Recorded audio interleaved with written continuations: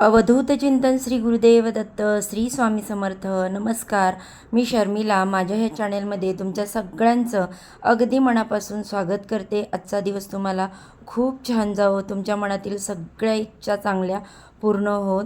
चला तर मग आपल्या आजच्या नवीन व्हिडिओला सुरुवात करूया. बघा, 29 जून अतिशय महत्त्वाचा दिवस, कारण या दिवशी आलेली आहे वटपौर्णिमा, वटसावित्री पौर्णिमा. आपल्या महिलांसाठी अतिशय आनंदाचा सण, आनंदाचा दिवस, कारण या दिवशी आपण आपल्या पतीच्या दीर्घायुष्यासाठी प्रार्थना करत असतो, पूजा करत असतो आणि परमेश्वराला, ह्या युनिवर्सला हीच प्रार्थना करत असतो की माझ्या पतीला दीर्घायुष्य प्राप्त होऊ दे आणि त्याला नेहमी सुखात ठेव आणि आपल्यालाही अखंड सौभाग्य प्राप्ती होते. आता वटवृक्ष, ज्याला वडाचं झाड आपण असं म्हणतो, तर वडाच्या झाडाचं आयुष्य खूप आहे. वड हे असं झाड आहे जे खूप वर्ष जगतं, आपल्याला माहीत आहे. वडाचं झाड, आता जेव्हा आपण पूजा करत असतो तेव्हा अगदी छोट्यासा आपण झाडाची पूजा करू शकतो, पण मोस्टली मोठं झाड असतं जे खूप जुनं असतं आणि आपल्याला पण आपल्या पतीचं तेवढंच आयुष्य मिळावं. आणि ह्याच म्हणजे वडाच्या झाडाखाली सत्यवान आणि सावित्री यांची कथा तुम्हाला माहितीच आहे की वडाच्या झाडाखाली सत्यवानाचे प्राण परत आले होते, म्हणून या झाडाला अनन्यसाधारण महत्त्व आहे आणि या दिवशी या झाडाची पूजा करायची असते. आणि आता सगळ्यात महत्त्वाचं आहे ना, आपण जेव्हा एखादी देवपूजा करत असतो, एखादी सेवा करत असतो, तर त्याच्यातल्या ज्या काही सकारात्मक लहरी आहेत त्या काही शक्तीचे प्रतीक आहे. जी संपूर्ण विश्वातल्या ज्या काही सकारात्मक लहरी आहे किंवा ज्या काही प्रजापती लहरी आहेत त्या आपल्यापर्यंत आकृष्ट व्हाव्या यासाठी ना काही गोष्टी महत्त्वाच्या असतात. आता बघा, म्हणजे संपूर्ण काही घरात खूप छान पद्धत आहे की आपल्याला वटवृक्ष किंवा वटवृक्षाची पूजा करण्यासाठी, किंबहुना वडाच्या झाडाची पूजा करण्यासाठी नवीन साडी परिधान करायची असते. प्रत्येक घरात खूप छान नियम असतात की प्रत्येक वटसावित्रीला नवरा आपल्या बायकोला नवीन साडी घेतो आणि आजकाल आधीच्या काळी ना प्रत्येक बायका सणावाराला साड्या घ्यायच्या, म्हणून म्हणजेच वटवृक्षाची पूजा करताना किंवा वटपौर्णिमेला आता बघा सेल लागलेले आहेत, तर आपण लगेच छान छान साड्या घेऊन येतो आणि छान आहे असं छान दिसणं किंवा आपली जर परिस्थिती आहे तर छान साड्या घालणं. कारण आधीच्या काळी असं होतं बघा की सणवार आला की साड्या घेतल्या जायच्या. आजकाल असं नाही आहे. आजकाल असं की वाटतं तेव्हा आपण साड्या घेत असतो. आता सगळ्यात आधी नवीनच साडी घालावी का असा अट्टहास नाही. तुमच्याकडे जी स्वच्छ सुंदर साडी आहे, ज्याने तुम्ही छान दिसाल, तुम्हाला आनंद मिळेल, त्या साड्या तुम्ही घालू शकता. पण काही काही रंग आहे जे तुम्हाला काही ऊर्जा प्रदान करत असतात. त्या रंगाबद्दल आज आपण माहिती घेणार आहोत. याचा अर्थ याच रंगाची साडी घाला असं अजिबात नाही. तुमच्याकडे जो रंग उपलब्ध आहे ना, त्या रंगाची साडी तुम्ही घालू शकता. पण मी तुम्हाला काय सांगते, काही काही घरात खूप छान रीत आहे किंवा पहिली वटपौर्णिमा आहे, पण आपण मग नवीन नवरीला छान साडी वगैरे घालत असतो किंवा बऱ्याच वेळेला नऊवार घालून वडाच्या झाडाची पूजा केली जाते. तुम्हाला माहीत आहे का, आपण जेव्हा वास्तुशांती करतो तेव्हासुद्धा असं म्हणतात की नवऱ्याने आपल्या नवऱ्याने सोळं घालायचं आणि मुलीने नऊवार घालायचं असतं, तेव्हा त्या पूजेला बसायचं असतं. पण आजकाल सगळं करतात असं सगळेजण नाही. तुम्ही छान पूजा करता तेच महत्त्वाचं आहे, तर ते सुद्धा तसंच आहे. याचं रंगाची साडी घाला तरच तुम्हाला देव पावणार आहे असं अजिबात नाही. पण काही रंग आहेत जे आपल्याला पाळायचे आहे, ते आवर्जून तुम्हीही किंवा आपणही त्याचं पालन करणं महत्त्वाचं आहे. सगळ्यात आधी नवीन साडी घेतली पाहिजे तर असं अजिबात नाही. नवीनच साडी घ्यावी असा कुठलाही अट्टहास नियम नाही. तुमच्याकडे जी नवीन म्हणजे जी आहे साडी तीसुद्धा तुम्ही घालू शकता, वडाच्या झाडाची पूजा करू शकता आणि हा दिवस छान पद्धतीने साजरा करू शकता. शेवटी आनंद महत्त्वाचा आहे. या युनिवर्सला जेवढं तुम्ही आनंदाने सेवा कराल तेवढंच आनंद तुमच्या पद्धतीने मिळणार आहे. यात काही शंका नाही. आता कुठले छान छान ते रंग आहेत ते आपल्याला परिधान करायचे आहेत तर ते आपण बघूया. आता सौभाग्य प्राप्तीचे काही रंग आहेत बघा, जे आपल्याला खूप आवडतात. त्याच्यामध्ये सगळ्यात आधी येतो तो हिरवा रंग.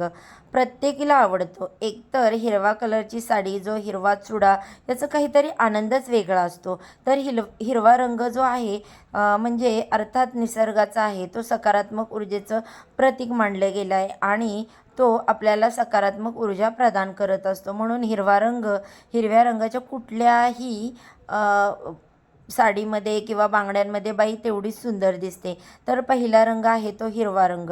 त्याची नक्कीच तुम्ही जर तुमच्याकडे हिरव्या रंगाची साडी असेल तर तुम्ही परिधान करू शकता. दुसरा रंग आहे लाल. सौभाग्य म्हटलं की लाल रंग हा सौभाग्य आणि प्रेम म्हणजे सौभाग्याचं आणि प्रेमाचं प्रतीक मानलं गेलेलं आहे. असं म्हटलं गेलं आहे की लाल रंगाची साडी परिधान करून नवऱ्याला दीर्घायुष्य प्राप्त होतं असं म्हटलं गेलं आहे. बघा तुमच्याकडे असेल तर तुम्ही नक्की लाल रंगाची साडी परिधान करू शकता. त्यानंतर पिवळा रंग, तिसरा रंग. पिवळा रंग हा ज्ञान आणि आनंदाचं प्रतीक मानलं गेलं आहे आणि हा रंग परिधान करून आपल्याला आपल्या गुरुसंदर्भातील ज्या काही अडचणी आहेत, गुरुबळ कमकुवत आहे, तर तो पिवळा रंग परिधान करून तुमचं गुरुबळ हा परफेक्ट होतो, स्ट्रॉंग होतो असं म्हटलं गेलं आहे. तिसरा रंग आहे जो चौथा रंग, तो अतिशय उत्साही आणि शक्तीचं प्रतीक मानलं गेलं आहे. आपल्यातली जी काही नकारात्मक ऊर्जा आहे तर ते खेचून घेण्याचं कामसुद्धा केशरी रंग करत असतो असं म्हटलं गेलं आहे.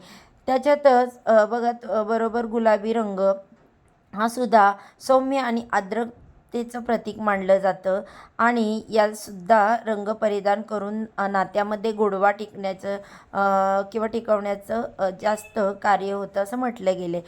आता याच 5 रंगाच्या साड्या घाला असं नाही आहे. तुम्हाला माहीत आहे का आकाशी रंगाची म्हणजे आकाशी रंग हा सुद्धा तुमच्यातील जी काही नकारात्मकता आहे किंवा तुमच्यातलं जर बघा प्रत्येकाच्या आयुष्यामध्ये काही ना काही निगेटिव्हिटी असते आणि जेव्हा वडाच्या झाडाची पूजा करत असतो आपण ना, तर आपली ही निगेटिव्हिटी कमी व्हावी आणि आपल्यातली निगेटिव्हिटी ती जी आहे ती येऊ नये आणि जी काही पूजा करत आहे त्याच्यात जी काही पूजा करून ज्या काही प्रजापती लहरी आहेत, जी काही सकारात्मक ऊर्जा आहे ती आपल्यापर्यंत यावी. तुम्हाला माहिती आहे देवीची ओटी भरत असताना आपण नेहमी काठाची साडी परिधान करत असतो. म्हणजे देवीला आपण देत असतो. ती देवीला आपण ओटीमध्ये का देत असतो? जरी काठाची साडी, ज्याला आपण काठपदर असं म्हणत असतो. कारण बघा रेशीममध्ये ज्या काही सकारात्मक ऊर्जा आहे त्या परमेश्वराकडून आपल्याला आलेल्या आहेत. त्या आकृष्ट करण्याचं काम, ते साठवून ठेवण्याचं काम तर ते जरी करत असतं, ज्याला आपण रेशीम म्हणत असतो. मग हे पण तसंच आहे. आता याचा अर्थ असा नाही की तुम्ही वडाच्या झाडात पूजा करताना घालू शकत नाही. पण जे काही आपलं मूळ आहे की मी ज्या काही वडाच्या झाडाची पूजा केली आहे, तर वडाच्या झाडाची पूजा केल्यावर ज्या काही सकारात्मक लहरी आहेत ज्या माझ्यापर्यंत आलेल्या आहेत, तर त्या माझ्यापर्यंत आकृष्ट म्हणजे त्या माझ्यापर्यंत आलेल्या आहेत.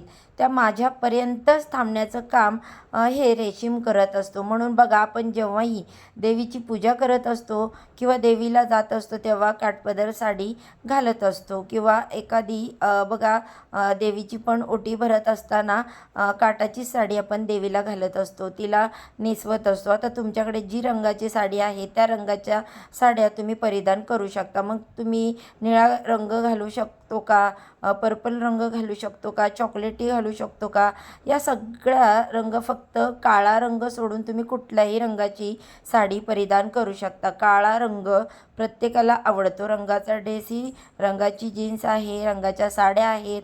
पण संक्रांतीला काळा रंग प्रत्येक स्त्रीकडे एकतरी रंगाची साडी असलीच पाहिजे. ती तिला आवडते तीच आपण घालू शकतो.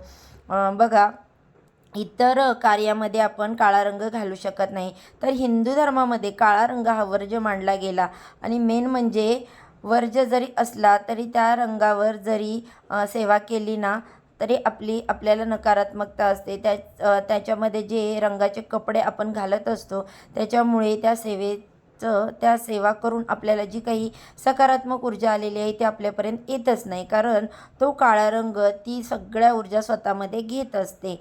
आणि म्हणूनच शक्यतो कुठल्याही सणवार असो तर काळा रंग आपण घालतच नाही. भले ॲटलिस्ट त्या दिवशी तरी पूजा होईपर्यंत तुम्ही या रंगाची साडी शक्यतो घालणारच नाही, काहीच प्रॉब्लेम नाही. आता येतो तो पांढरा रंग.